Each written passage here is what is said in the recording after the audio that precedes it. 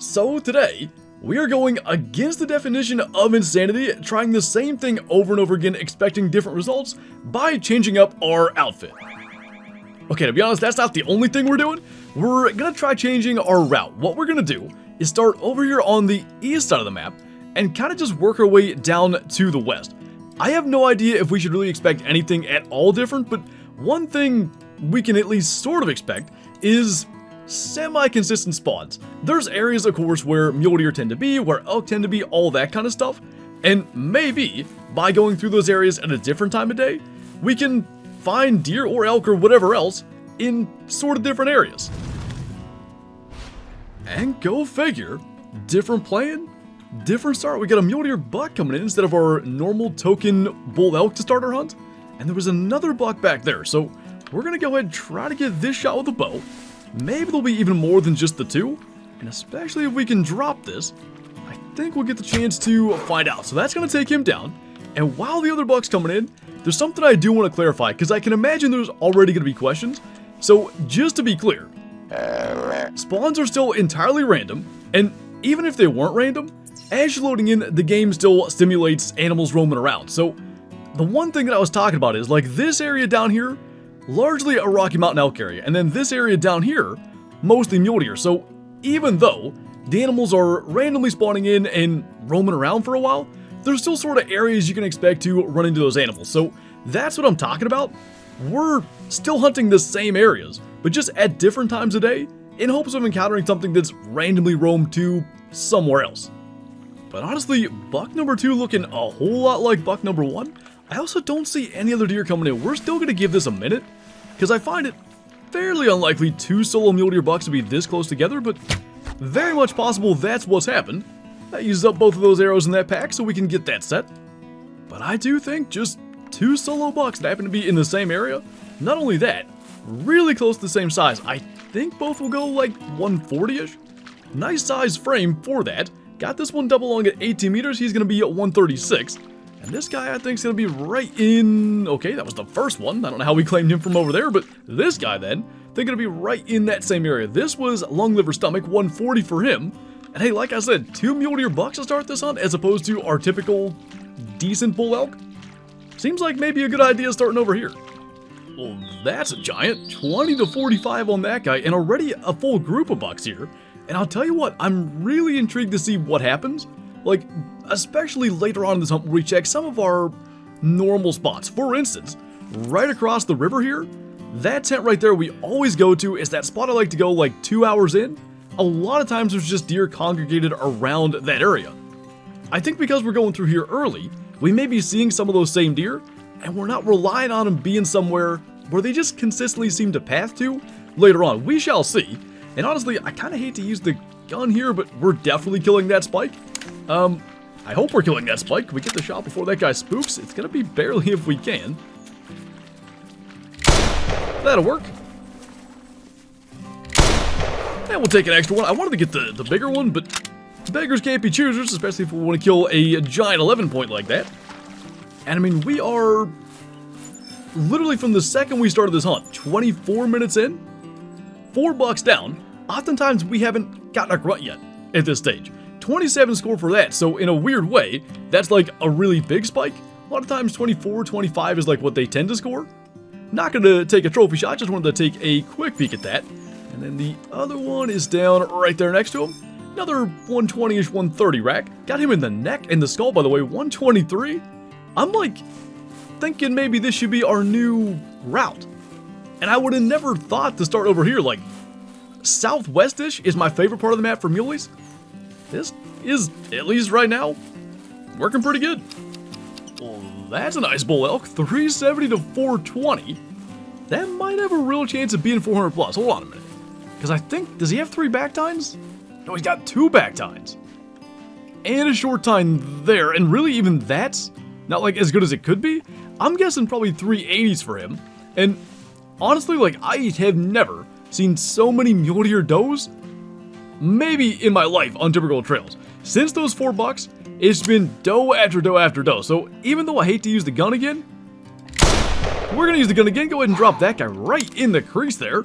Not bad from the 30R. and at least now something pretty positive out of switching things up. Now, would this bull have been here when we came by earlier? Because we always come to this area. Maybe. Hard to say. But let's see. 2 back tines, double lung at 156. 339 kilo, by the way. 370. Was that not his minimum score estimate? 370 to 420? It's still a good bull, but I was hoping for a little better than that.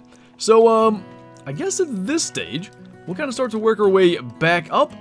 And I guess maybe we'll just go up the northern part of the river. A little bit different than what we typically do, but that was the point of this, so we might as well stick with it. I gotta say, it's rare to be like this excited just to see a group of mule deer bucks. And honestly, like within that, a group of pretty subpar bucks. There's nothing interesting in here at all. And I'm fairly confident I've seen all 5, but since those first 4, it had been as if we killed every single one on the map. So this guy's gonna be all of, I don't know, 60?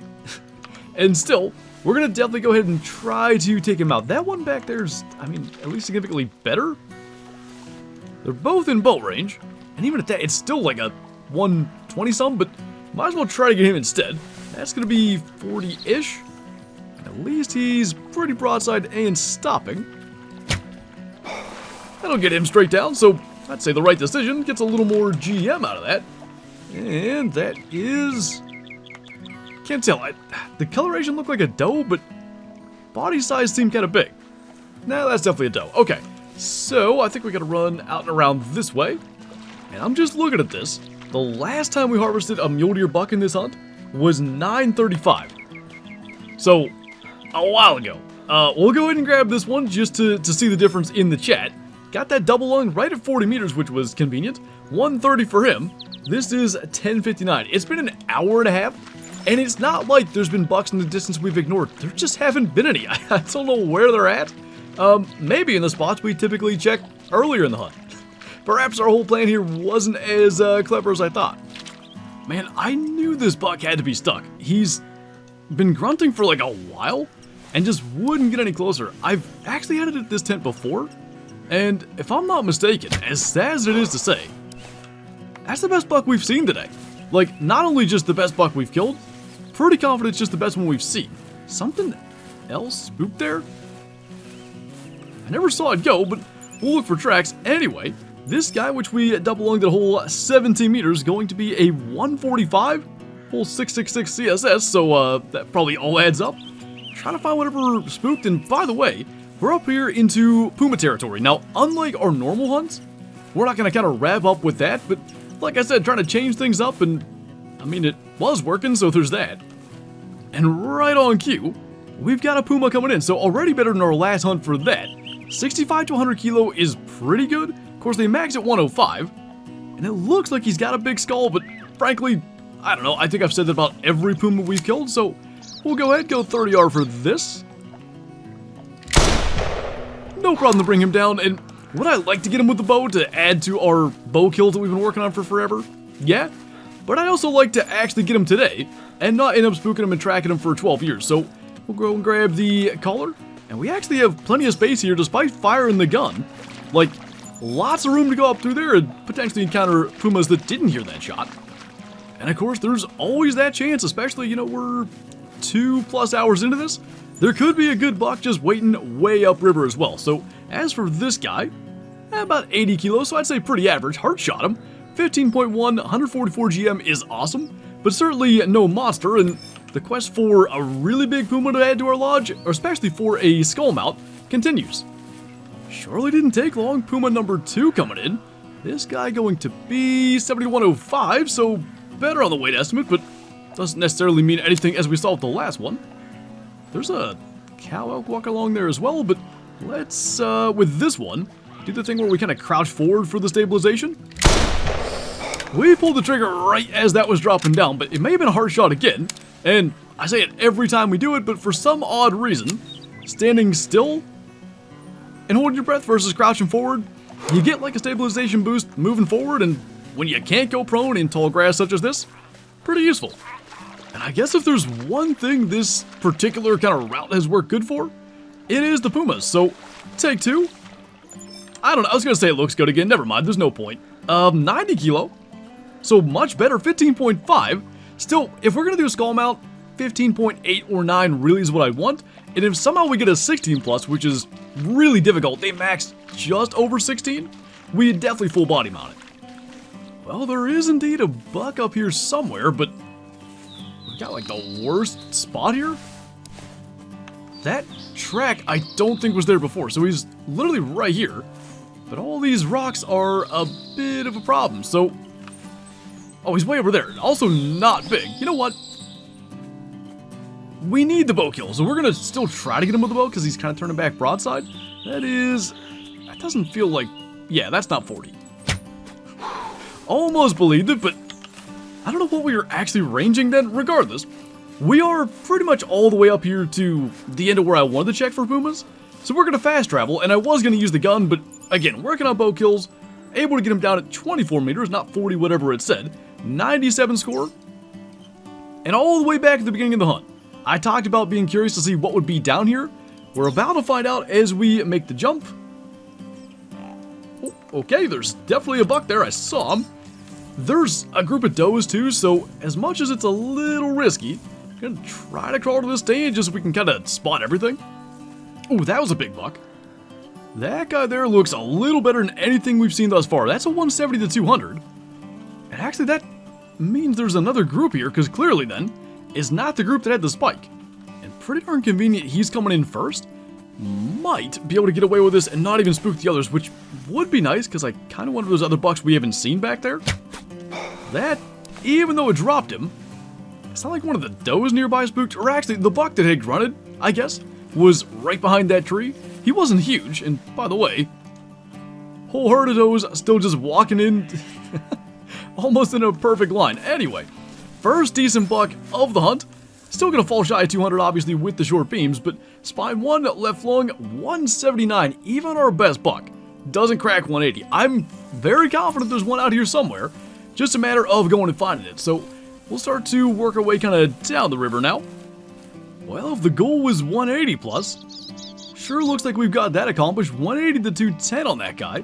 I think he's got a short back fork, but he'll definitely be our best buck. Now that doe sneaking in probably does mean this is going to be a 30-yard type deal, which frankly this late in the hunt probably isn't a problem.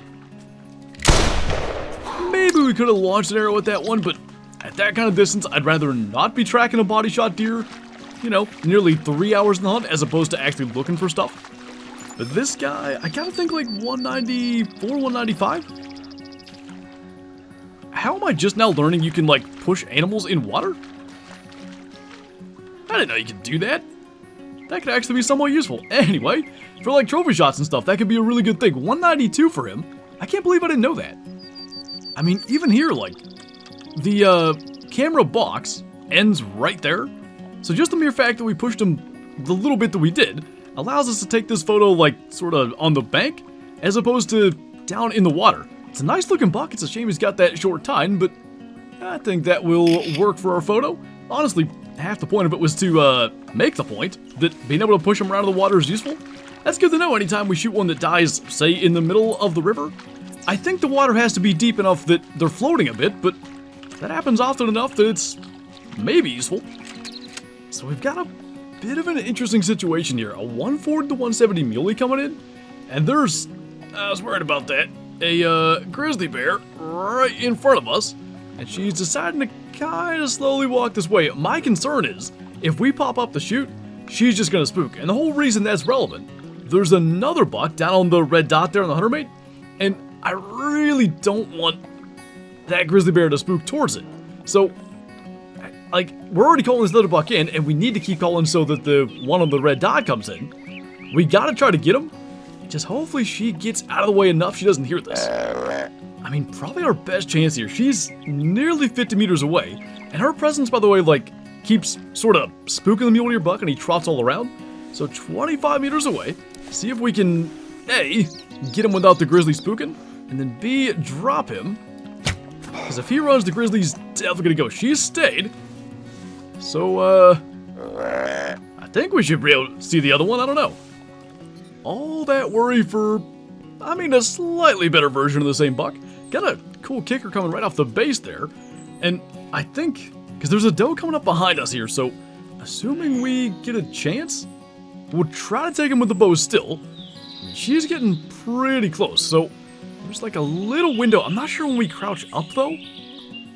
He's at 25 meters. I really, well, we can kind of see. Let's try this. Probably single lung if I had to guess. But as long as it brings him down fairly quickly, won't be too big a deal. 2 fairly decent bucks here, and we're nearly... Something else just spooked. Okay, it's gonna be that doe right there. Anyway, we're nearly 12 kilometers into this hunt traveling around Timbergold. So 144 for that, and hopefully this guy hasn't gone far. And after a bit of a track, what I think is gonna be the final kill of the hunt, maybe like 160s. I'd imagine with that sticker he's not gonna hit 170. Right long 25 meters, 160.7 in fact. Well, our old pal Trees and Editing strikes again.